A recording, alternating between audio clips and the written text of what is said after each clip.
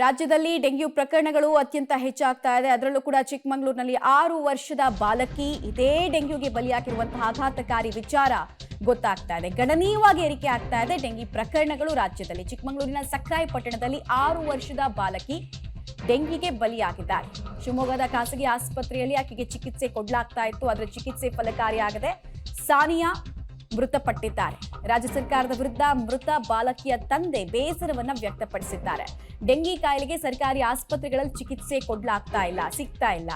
ಯಾವುದೇ ಸಹಾಯ ಬೇಡ, ಅಟ್ಲೀಸ್ಟ್ ಸರ್ಕಾರದ ಫೆಸಿಲಿಟಿಗಳನ್ನ ಉನ್ನತೀಕರಿಸಿ ಮಗಳ ಶವದ ಮುಂದೆ ನಿಂತು ಆಸಿಫ್ ಅವರು ಮನವಿಯನ್ನ ಸರ್ಕಾರಕ್ಕೆ ಮಾಡ್ಕೊಳ್ತಾ ಇದ್ದಾರೆ. ರಾಜ್ಯ ಸರ್ಕಾರಕ್ಕೆ ನಮ್ಮ ಕಡೆಯಿಂದ ಒಂದು ಮನವಿ, ದಯವಿಟ್ಟು ಡೆಂಗ್ಯೂ ಜ್ವರ ಬಹಳ ಹರಡ್ತದೆ.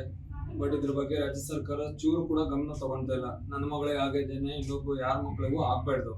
ನನ್ನ ಮಗಳಿಗೆ ನಾನು ಕಳ್ಕೊಂಡ್ಬಿಟ್ಟಿದ್ದೀನಿ. 4 ಲಕ್ಷ ರೂಪಾಯಿ ಖರ್ಚು ಮಾಡಿದೀನಿ. 2 ಡೇಸ್ 2 ದಿನದಲ್ಲಿ ನನ್ನ ಮಗಳಿಗೆ ಕಳ್ಕೊಂಡಿದ್ದೀನಿ. ಎಲ್ಲಾ ಕಡೆ ಸೊಳ್ಳೆ ಆಡ್ತಾ ಇದೆ, ಎಲ್ಲಾ ಕಡೆ ಡೆಂಗ್ಯೂ ಆಡ್ತಾ ಇದೆ.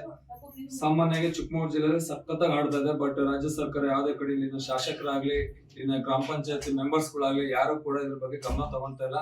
ದಯವಿಟ್ಟು ನಂಗೆ ಯಾರಿಂದ ಸಹಾಯ ನಾನು ಕೇಳ್ತಾ ಇಲ್ಲ. ಯಾವ್ದು ನಾನು ಸಹಾಯ ಕೇಳ್ತಾನೆ, ಹೋಟ್ಲಲ್ಲಿ ದುಡಿಮೆ ಮಾಡ್ತೀನಿ, ನನ್ನ ಮಗಳು ಉಳಿಸ್ಕೊಂಡು ನನ್ನ ಮನೆ ಮಟ್ಟ.